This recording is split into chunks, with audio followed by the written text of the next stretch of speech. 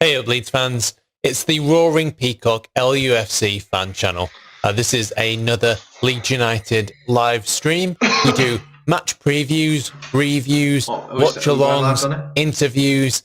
So if you're a Leeds fan, we'd love your support by smashing that subscribe button like a fist to the chest. And if at any point during the video that you like it, please give it a thumbs up. The stream will start in 5 minutes and you can find the countdown timer down here. In the meantime, chat away and we'll see you very soon. Here's the light show.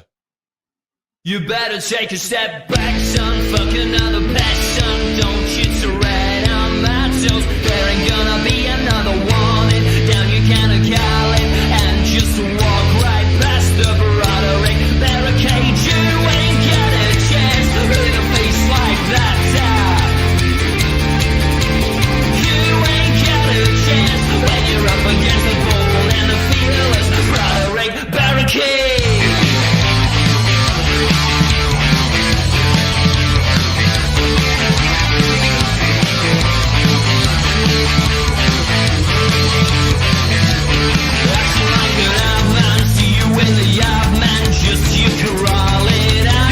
There ain't gonna be another warning. Grab your can of Cali and just launch right into the Broderick barricade. You ain't got a chance with a swing like that.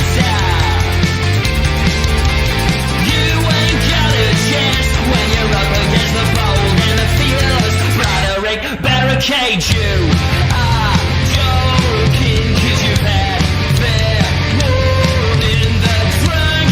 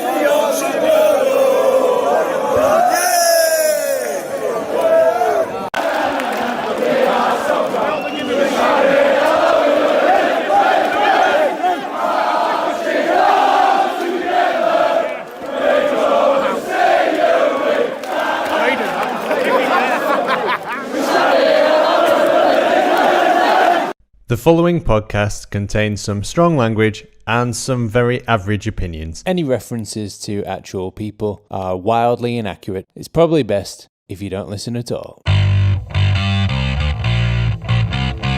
The Roaring Peacock Podcast.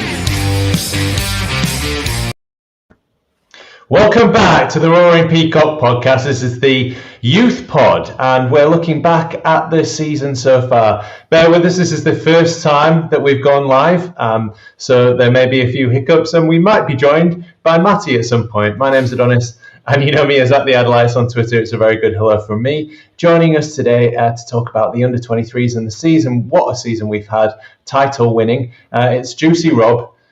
Rob, hey, how you going, mate? Very good, thank you, my friend. How are you? Very good, thank you. So I wanted to start off just by thanking Ross for all that he did and has done for the Roaring Peacock,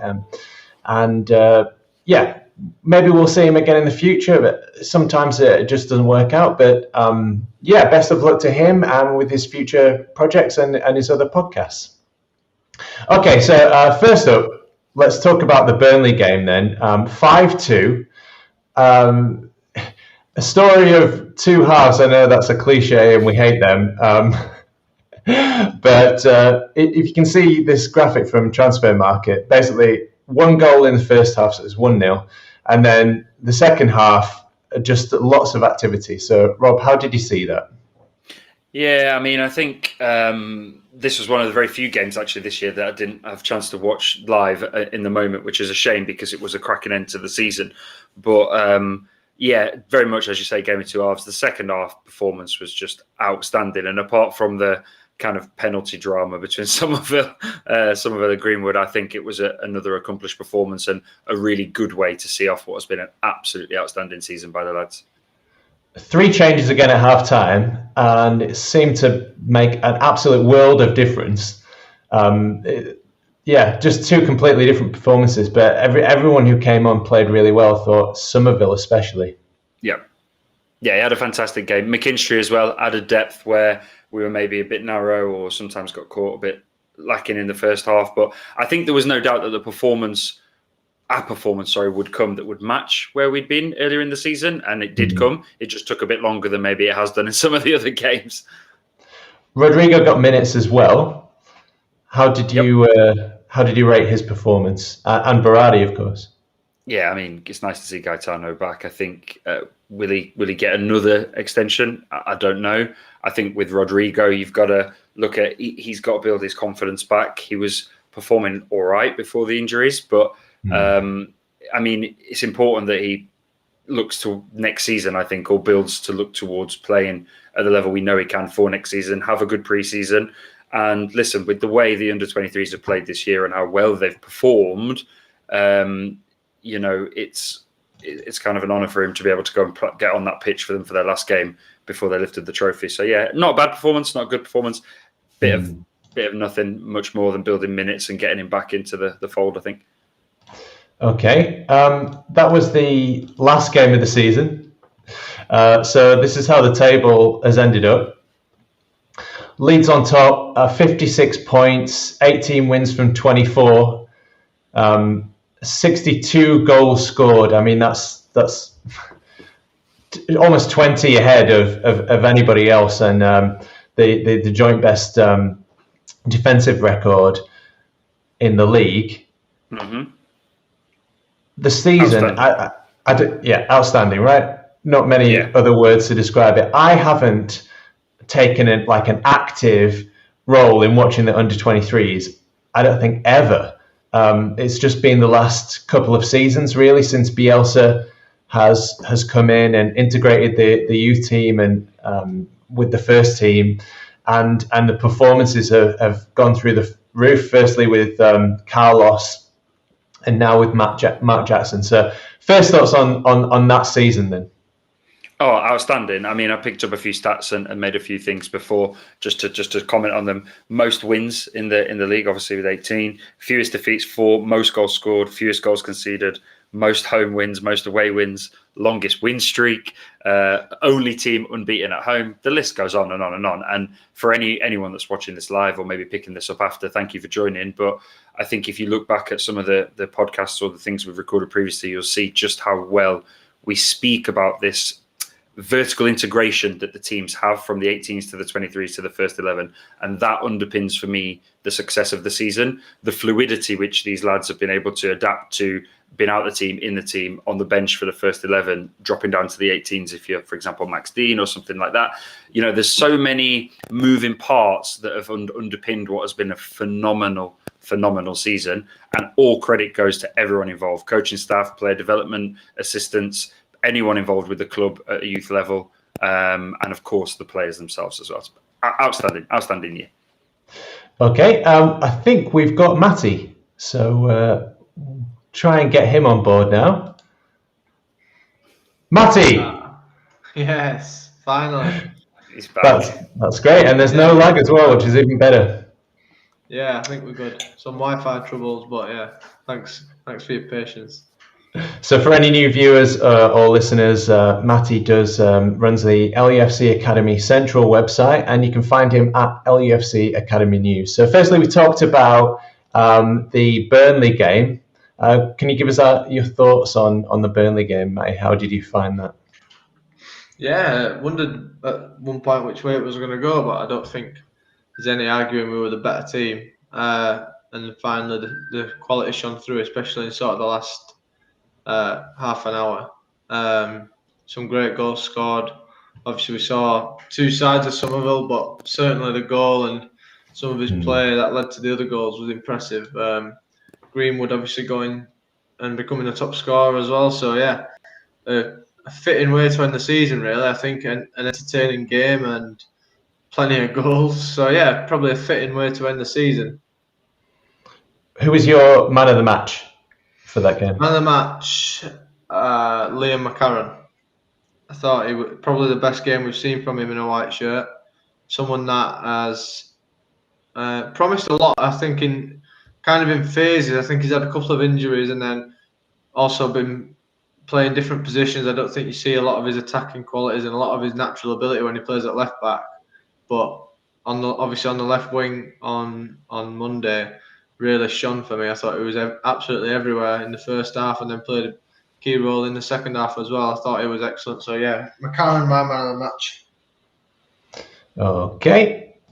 And then we talked about the season as it's been. Just first thoughts, I asked that of Rob, but first thoughts of this incredible season by the under-23s. Yeah, obviously absolutely delighted. All the hard work's paid off from the players and the staff as well. And very excited to see us against the best academies next year. I think it's a massive step forward for the club.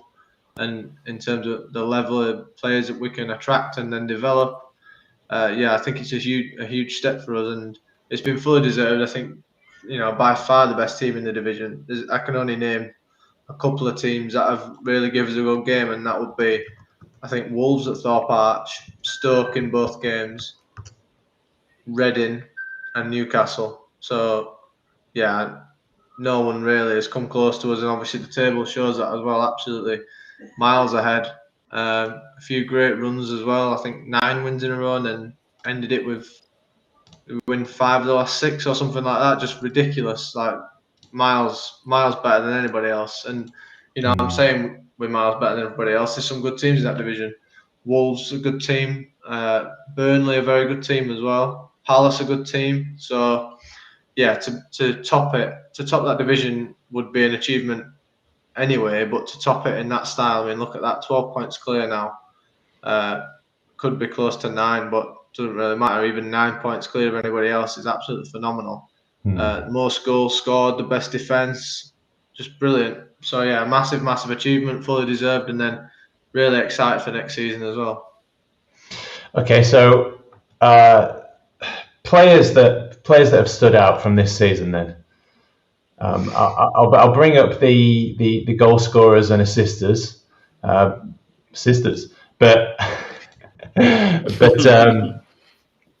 obviously that doesn't show the defensive work that the defenders have done, and Elliot Capriel, who I thought has improved massively. So, Rob, standout players or player of the season for you? My player of the season doesn't appear on there. It's going to be Drama. And I think Matty expected me to say that from the previous times we've spoken. I think What was the turning point, Rob? Oh, it's the red card, mate. It's got to be. He came back from that red card a different boy, man. And he's been outstanding. His defensive work, his kind of subtle qualities that you don't see necessarily when you've got the likes of a Somerville or a Poveda or even a Costa at periods in front of him on that right-hand side. He likes to come forward. He can cut inside. He shifts his weight left to right with ease. He can pick out a pass. He's defensively strong in the tackle. I mean, my only kind of criticism, if it is a criticism, would be I'd probably say sometimes he's not the most aerial in defending corners and free kicks. But having said that, for me, I think Cody Drame, for sure, for me, has been my under-23s player of the season. There's been many, many times that I've said and pointed out to Kenny or Somerville or Greenwood, even Joffy. You know, you can name them all. McKinstry's had brilliant. Cresswell's been outstanding. Jenkins, to a man or a boy, they've all been phenomenal. But for me, Cody Drame just takes it. Okay, Matty? Yeah, I mean, I'm nodding along there because I just agree with everything Rob said. I mean, the most consistent performer, absolutely top class every single week. Dominates his opponent every single week.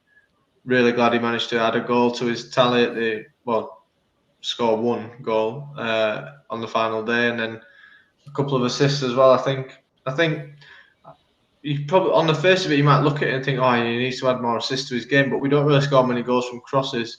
So I think it'd be quite harsh to, expect him to be getting 5-6 assists a season. It's probably not going to happen just because we don't have that aerial threat in the box. But yeah, Drama player of the season for me. Jenkins also has been really consistent, probably gone under the radar a bit at times. I think Cresswell has got some fantastic qualities that you don't really see in young players. He's a great leader. He's really good in the air. He seems to love defending, and I've said this as well before. He's gained a yard or two of pace that I thought might just hold him back. When I was watching him in sort of the under-18s, I thought, maybe he might just fall short of the standard that was set at the club because he's just lacking a yard or two of pace. But he's made that up. Like I say, he's a great leader. Really nice guy as well. Casey next to him, I think, has been good, and probably another one that's a bit underrated. And then obviously you've got the likes of Joffrey and Greenwood and Somerville, who, it's so obvious to look at them and be like, yeah, they're the real stars. But I think for me, player of the season, Drama, just because he's been so consistent every single week. Yeah, can't disagree with you at all, either of you. But I have to, because you've both given it to the same player, so we need a little bit of some differences of opinion, I guess. So I think for me, Joffy and Greenwood, absolutely exciting players. They're the kind of players that you watch football for. I mean, we all love Charlie Cresswell, big centre back, no nonsense tackling. But the skill, everybody tunes in for Rafinha, and it's the same reason. So Greenwood, Gelhart, absolutely outstanding. Max Dean, incredible for his age, especially unbelievable, running around, giving Rodrigo lessons. But Somerville, I think, just because he's so exciting, I think it's difficult to quantify potential in these young players. But Somerville, I just feel like if he gets his head down and works hard, he's got so much natural ability, and already we had his brother commenting on one of the video where we profiled him, saying that he trained his left foot specifically, or the right side of his brain, like both sides of his brain, and just that kind of level of dedication. I think if he keeps that going, he could be some player, really. Okay, so matches that have stood out then. Wow, I mean, there's a 7-1 against Fulham straight off the bat. Yeah. I think that's the biggest result. I think Middlesbrough away, did it finish 4-1 or 4-0? I'm not sure, Rob. You might be able to correct me on that. I think they got one back. We had quite a young team out, and they were just outstanding. Max Dean played really well that day. Kenner had an absolute blinder that day. I don't think there was any Joffrey, or maybe he went off at half. No, he went off at half time because he scored 2 goals in the first half. But yeah, I mean, that was a real standout for me just because we had such a young team out. A game that I remember vividly as well is the Newcastle game, which we got beaten. Bit of a turning point, maybe. I think we went on a really good run after that. Not sure if that defeat was a bit of complacency, but yeah, that seemed to be a turning point. So one that should be remembered as well. But yeah, I think the Borough game for me probably the standout result, just because we had quite a young team out and we were exceptional. Okay, Rob? Yeah, the performance actually which stands out the most, unfortunately for the boys, to me is the one that I think made the season. It's the Newcastle game that Matt was just talking about.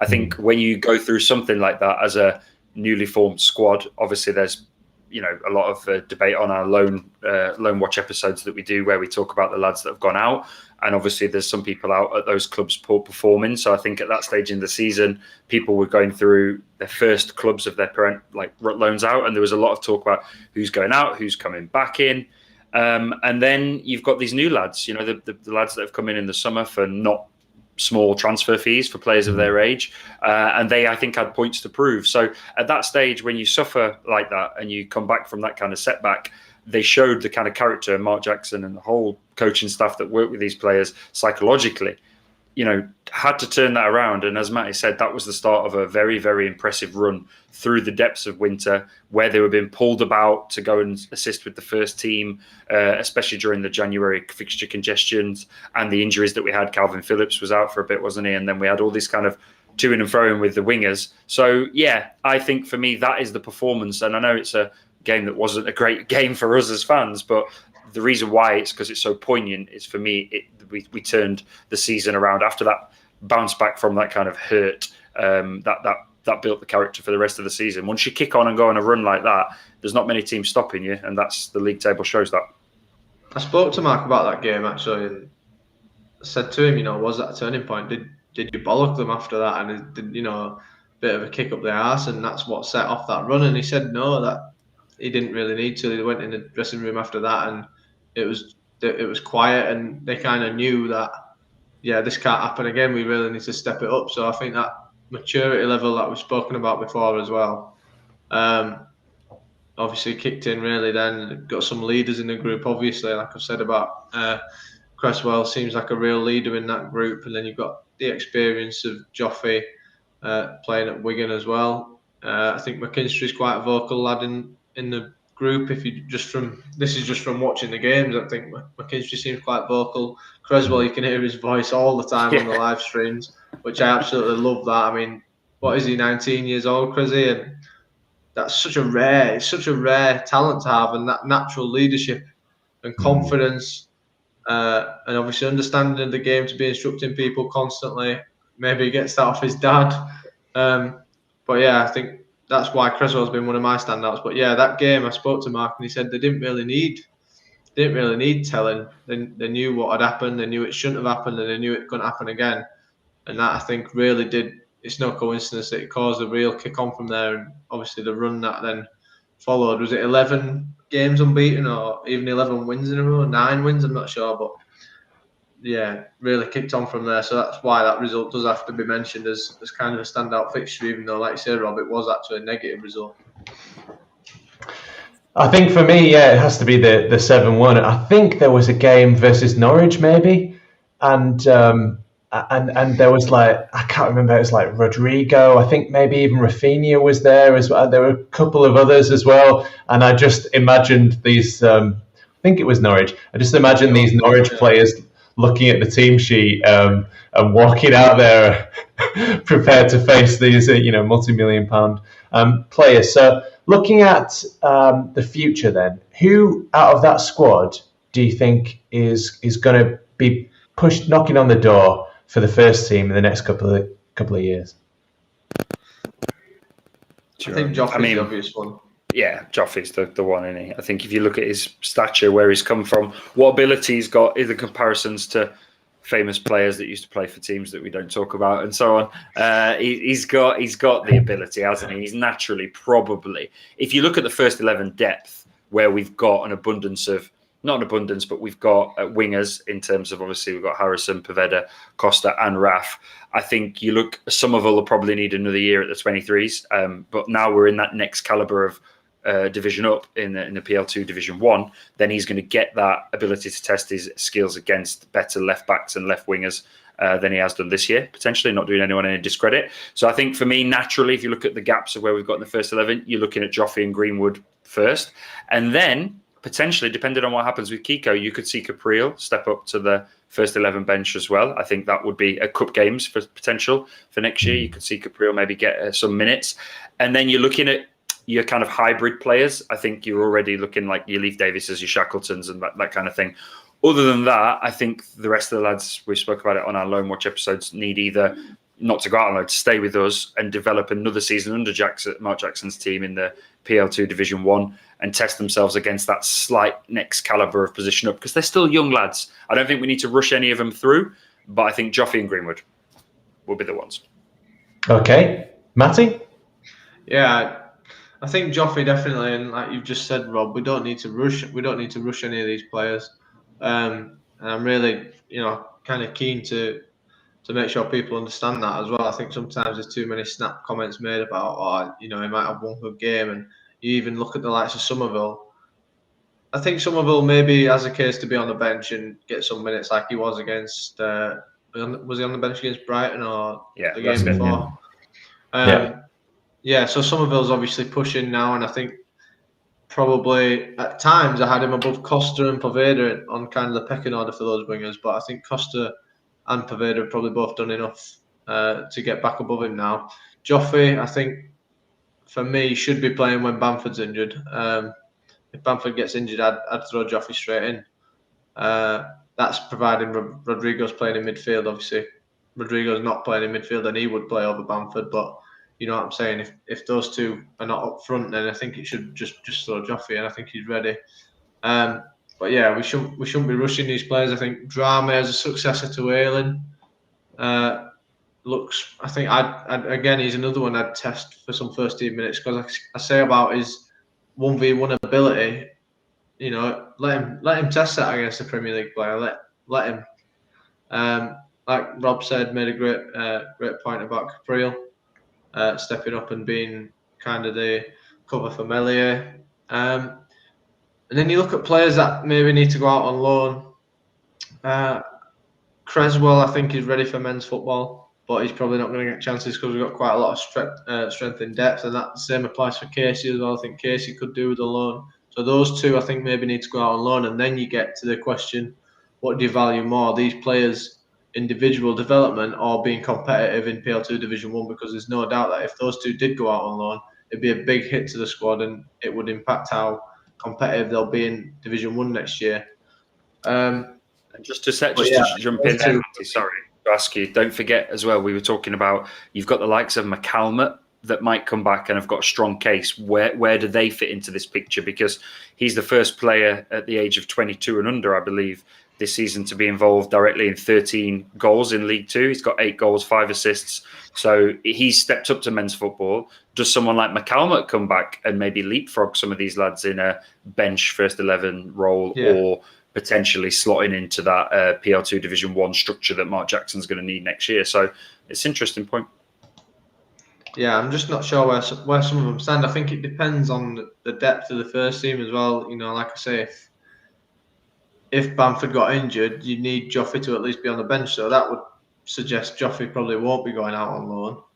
But then Creswell, even if we get 2 centre-backs injured, you've got Berardi, if he stays. You've got Koch, Llorente, Stroik, Cooper. You've already got a lot of centre-backs there. So Creswell, Casey, maybe 2 that will be going out on loan. And then, like you say, Rob, you've got McCalmont and Gotts to come in, 2 midfielders. So where does that leave Jenkins? Greenwood playing as a 10 or an 8 now, where does that leave him? It's a really interesting point, and something I'm really interested to see what the club values more. I do want us to be competitive, but ultimately these lads need to learn, and they need to decide what's best for individuals. But yeah, really interested to see that, really. Okay. So just talking about Mark Jackson then.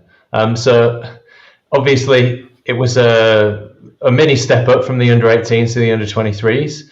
But you have to say that he's been incredibly successful any level that he's managed at. So maybe, Matty, can you give us an insight? Why is this? I mean, he works so hard. I've never seen anyone do so much work. Constantly analysing, constantly planning training sessions, constantly watching players, like individual little montages of players from training, from games. We've got a frozen Matty. He's frozen in time here, rather like Captain America. Perhaps he's going to wake up in 50 years' time and all of his friends have died and we've all moved on. We've got a few people in the chat. With a haircut.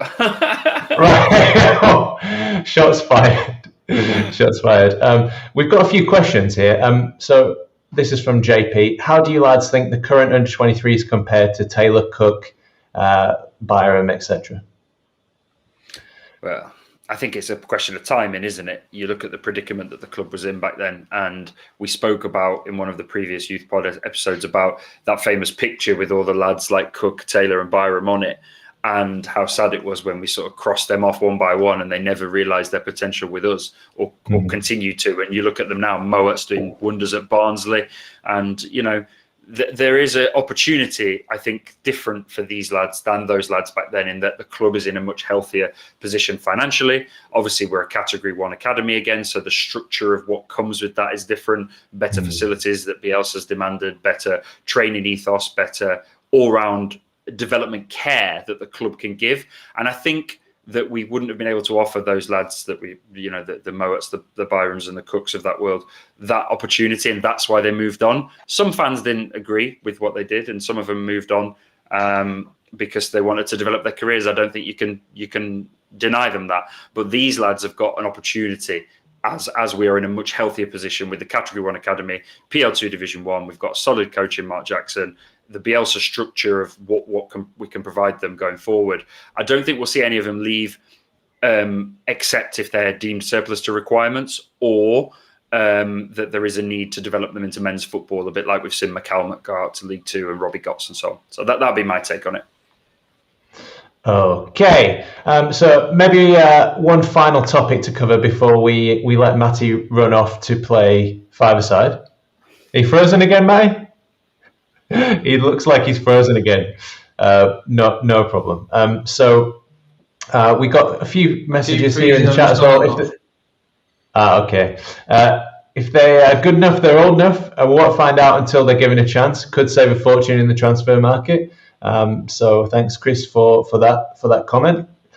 And one here from Paul Hornby. I hope Bielsa will make a decision to give some of the lads runs in cup games, a bit more structured than Hull and Crawley, basically play the under-23s.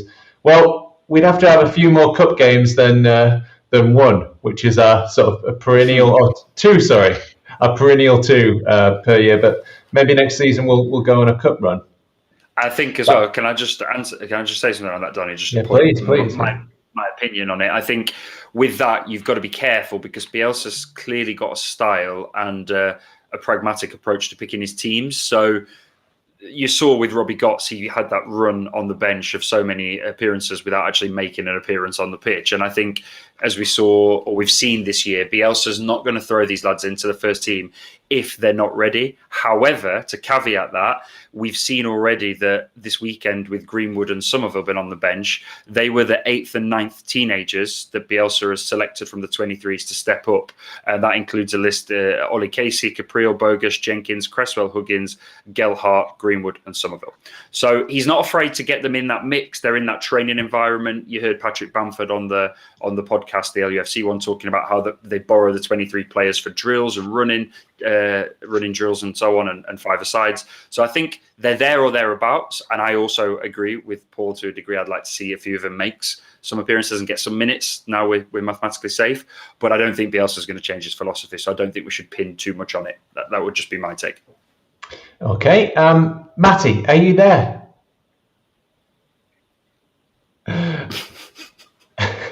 It's very far away. I feel like Cut me off in before. Antarctica or something. You were talking about Mark Jackson and his in-depth analysis. Yeah, he just works so hard, and I think it's proven on the pitch how much work goes into the under-3s, and it's no fluke that they're successful. It's not just because they've got a group of good players, because a lot of teams in that division have a group of good players.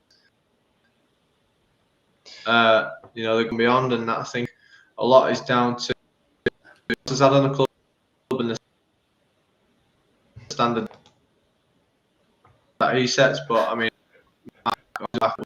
give these lads the best chance to emulate. He knows how it's worked. Quiet off the pitch and just honest. Matty's joining us from a microwave. He's dialing in from his microwave, I think. I don't know what's going on. A microwave on the moon, on Mars. We've got a little question here from Dylan. Have you got any dream under-23 signings that you'd like to see?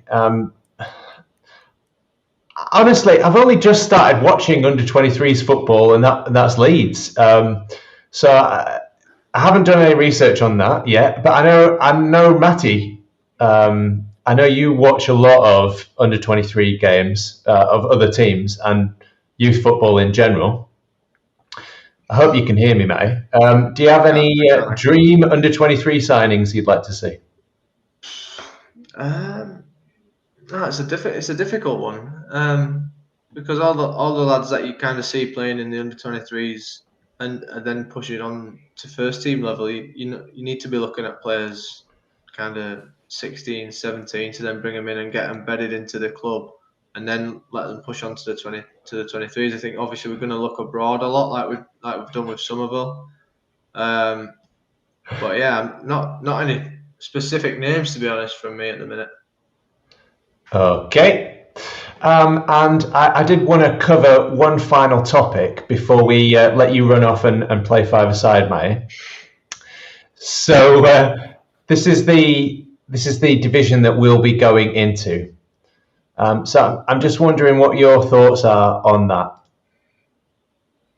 Obviously, it's going to be a big test, but it's a massive step forward for the club. I'm sure all the players will be relishing it as well. I mean, just to be playing Manchester United again, I think those games stand out. Liverpool, Arsenal. I think Arsenal struggled a little bit this year, as you can see by the table. But yeah, all big games and all clubs that have very talented young players that we should be looking forward to seeing our lads against. There's also some shock teams there as well. As you can see, Derby, I think, won it a couple of years ago. Blackburn have been flying this year, pushed Man City for a long time.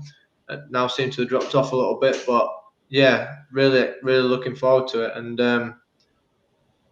it'll be good. It'll be good for the young players. Obviously, everyone improves when they play against better players. So yeah, massive step for the club, and some really big games. Hopefully, we can get some fans in for some of them because I'm sure some of those fixtures would sell a lot of tickets. So yeah, big opportunity for the club and for the players. So yeah, really excited.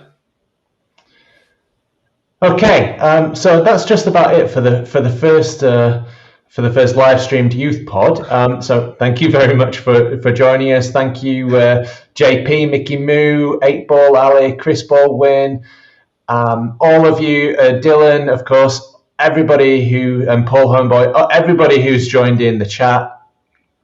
Really appreciate it. We really appreciate your support. Obviously, bear with us. A few technical difficulties. We're moving into new ground, new territory here, and it's exciting for us, and I hope you enjoy the new content. So my name's Adonis, and you know me as @TheAdelites on Twitter. It's a very goodbye from me, and thank you for joining us. And it was a very goodbye from Rob as well, @JuicyRob. Yeah, goodbye. Thank you, everyone, so much for joining. Thanks for interacting with us. Thanks for being a part of what we are as the Roaring Peacock. Really appreciate it. And we'll endeavour to buy Matty a new microwave to dial in from. Right.